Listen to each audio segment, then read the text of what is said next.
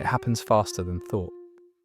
Someone looks at you and says, "You did an amazing job," or "You look really good today."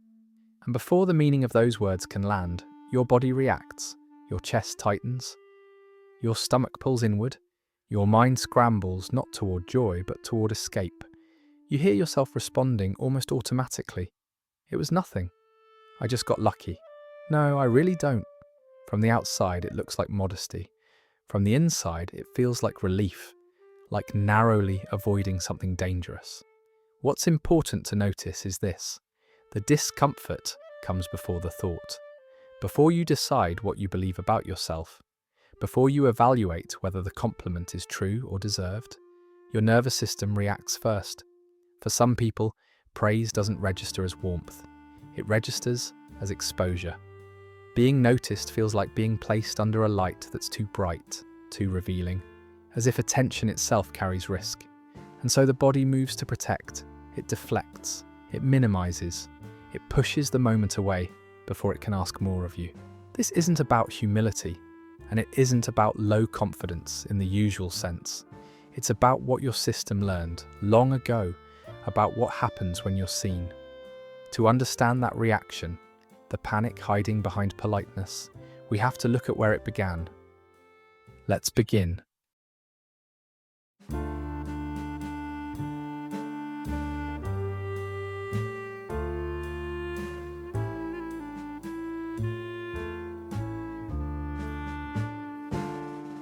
When praise feels uncomfortable, the mind moves quickly to restore balance. Most people assume they're being polite in these moments. But what's actually happening is more strategic and more protective. Over time, this discomfort organizes itself into a few reliable patterns. 3, in particular, show up again and again. The first is denial. Someone says, "You're really talented," and you respond with, "No, I'm not." This isn't modesty, it's a correction. On a nervous system level, the compliment feels factually wrong, almost destabilizing. Denying it restores a familiar version of reality, one that feels safer because it's known. The second pattern is deflection by return, sometimes called the boomerang.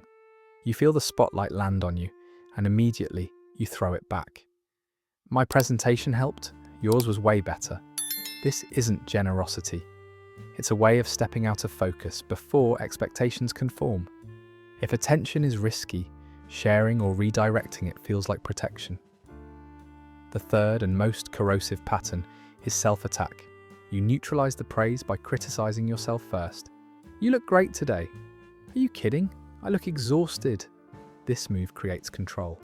If you hurt yourself first, no one else can surprise you with it. Each of these responses serves the same function. They reduce exposure. They lower the emotional volume. They return you to equilibrium. The question isn't why you do this. The question is why being seen ever felt unsafe in the first place. No one is born deflecting praise. This is not a personality quirk. It's a learned response, shaped quietly, long before you had language for it. To understand why being seen feels uncomfortable now, we have to look at the environment where your sense of worth was first formed. For many people, that environment carried a validation gap. In some homes, emotional neglect wasn't loud or abusive. It was silent. Achievements passed without comment. Feelings were met with indifference or distraction. You learned early that excitement didn't bring connection, and pride didn't invite warmth, so you adapted.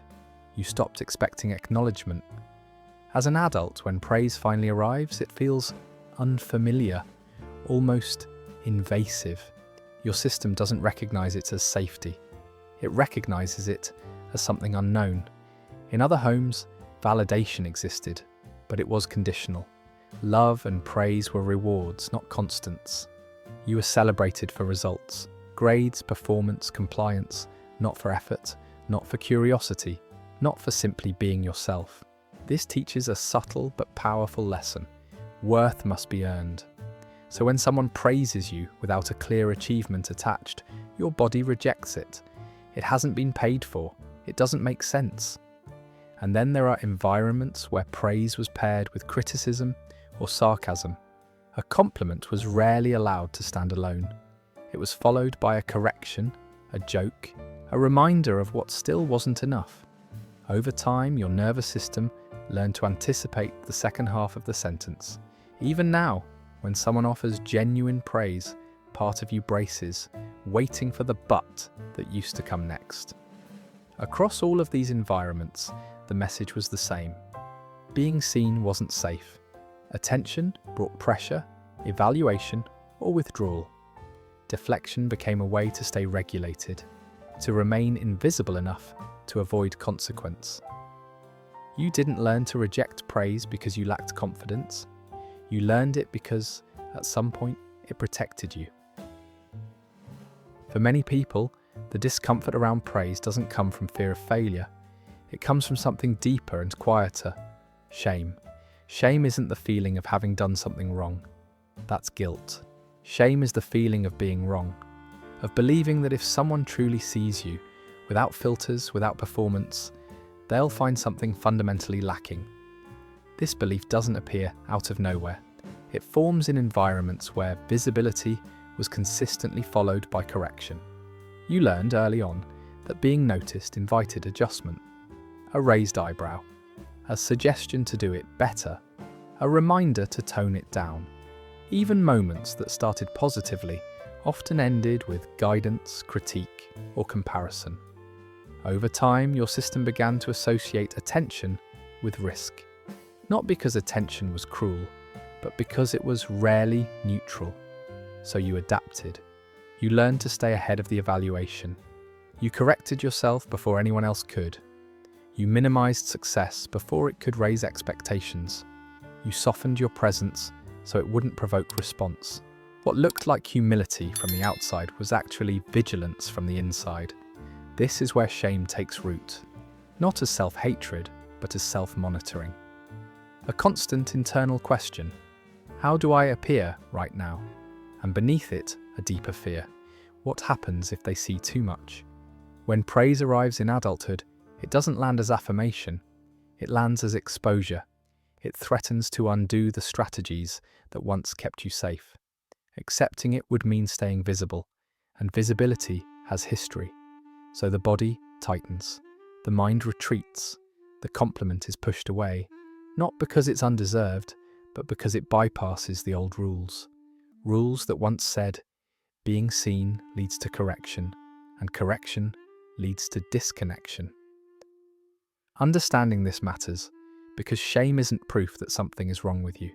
It's evidence that, at some point, being fully seen came with a cost, and your system learned to protect you from paying it again. Once shame is in place, the mind does something very specific to keep it stable. It tries to maintain consistency, even if that consistency hurts. This is where the psychological glitch appears. Inside you lives a familiar self-image, a sense of who you are and what you're allowed to be. Maybe that image says, you're not exceptional, not impressive, not someone who should stand out.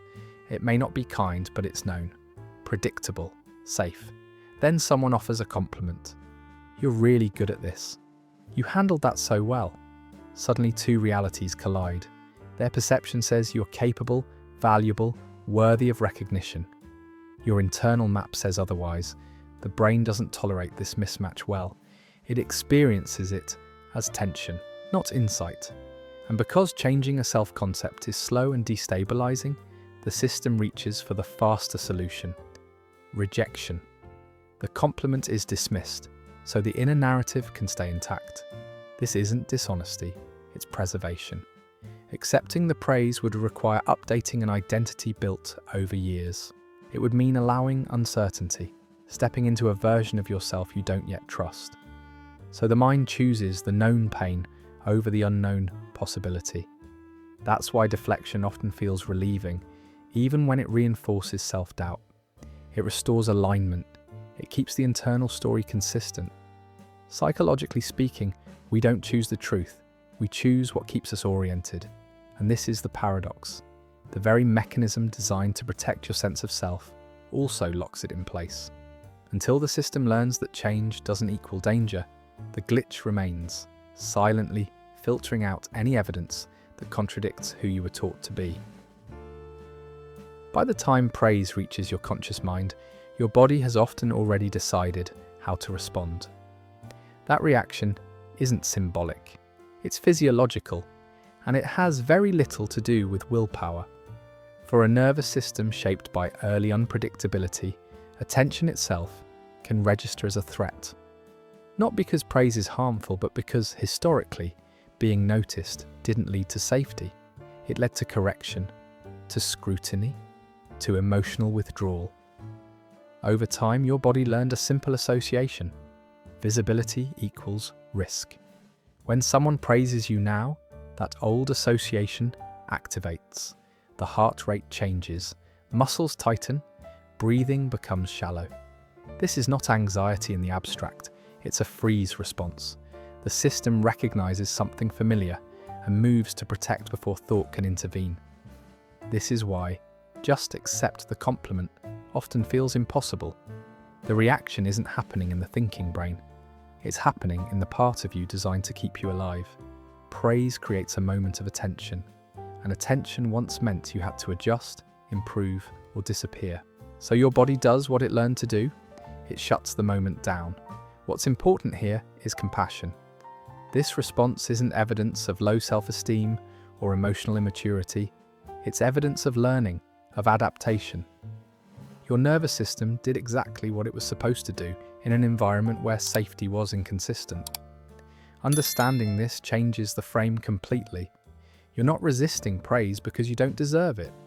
You're resisting it because your body hasn't yet learned that attention can arrive without consequence. And learning that doesn't happen through force or positive thinking. It happens slowly, through repeated experiences where nothing bad follows being seen, where praise doesn't turn into pressure, where attention doesn't require disappearance. Before self-esteem can grow, the nervous system has to relax. Safety always comes first. For some people, praise doesn't just feel uncomfortable in the moment, it feels dangerous over time. This is where imposter syndrome quietly takes hold. When someone says, "You handled that perfectly," the words don't land as recognition. They land as a verdict, a judgment that you've passed a test you don't believe you are qualified to take. And once that judgment is made, a new pressure appears. Now you have to keep proving it. The mind translates praise into obligation. If they think I'm capable, I have to stay capable. If they see me as competent, I can't slip. The future suddenly feels heavier. Every compliment raises an invisible bar, and with it, the fear of being exposed when you inevitably fail to reach it again. So deflection becomes a form of risk management. By saying, "It was just luck," or "anyone could have done it," you lower expectations before they can harden. You rewrite the narrative in advance so that if things fall apart later, the disappointment won't feel as sharp or as personal. This isn't self-sabotage, it's self-protection. Many people learned early that admiration is conditional, temporary, and easily withdrawn. When praise has a history of turning into pressure, your system learns to neutralize it before it gains momentum. The tragedy of imposter syndrome isn't that you doubt your abilities, it's that you're constantly bracing for a future moment of loss. Instead of letting recognition support you, you treat it like a countdown, something that will eventually run out. And so the safest option feels like keeping expectations low, even if it means never fully standing in your own success. Deflection doesn't just protect you from discomfort, it also quietly reshapes your relationships, often in ways you don't immediately notice. When someone offers a compliment, they're not only commenting on your performance, they're reaching toward you. They're sharing an experience. "This mattered to me. You mattered in this moment." Accepting that is a form of connection. It allows their perception to land and be held. When you push the compliment away, the message they receive isn't, "I'm being humble." It's subtler. It feels like "you're mistaken" or "your experience doesn't count here." Over time, that creates distance. People stop reaching, not out of anger, but out of confusion or fatigue. For those with avoidant attachment patterns, deflection becomes a familiar way to manage closeness. It keeps interactions smooth while preventing depth. You can be appreciated without being fully known, respected without being vulnerable, safe at the cost of intimacy. This is the paradox. The strategies that once protected you from emotional exposure now limit the very connection you may crave. By rejecting praise, you also reject the chance to be seen in a way that doesn't require performance.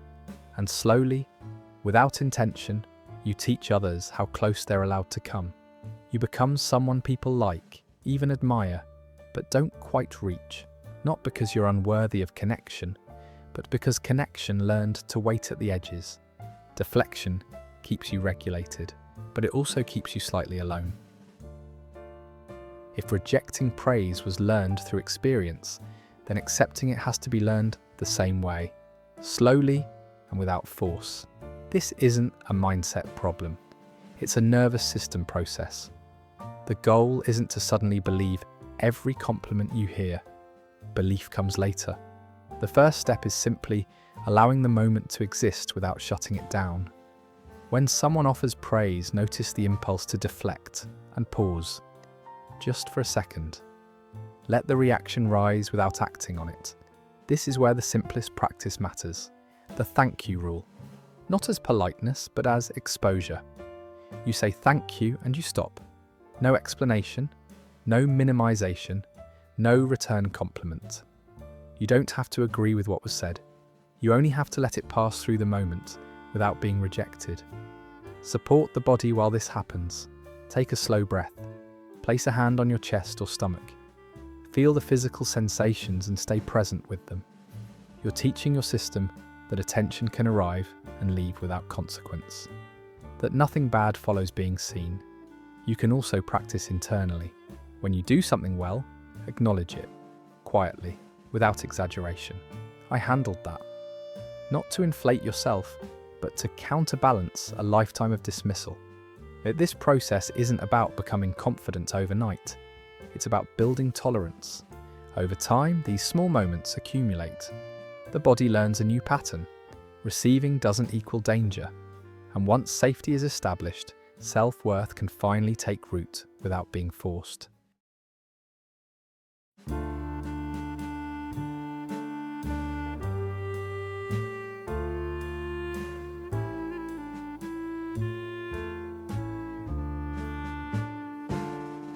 Learning to accept praise isn't about becoming louder, bolder, or more self-assured.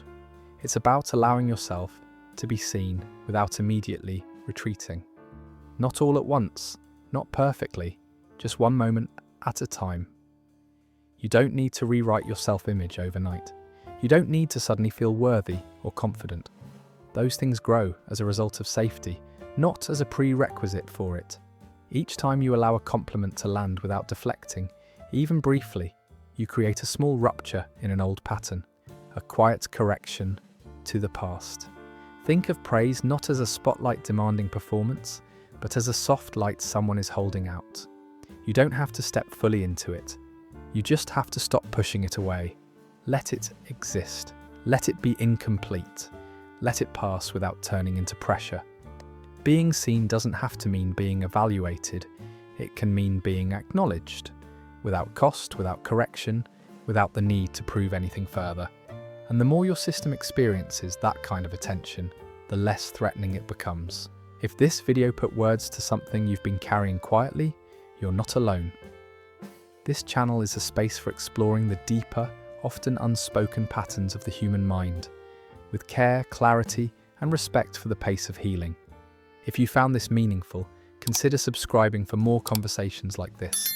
And if any part of this resonated with you, feel free to leave a comment below. Your experience matters, and sharing it might help someone else feel seen too. Thank you for watching.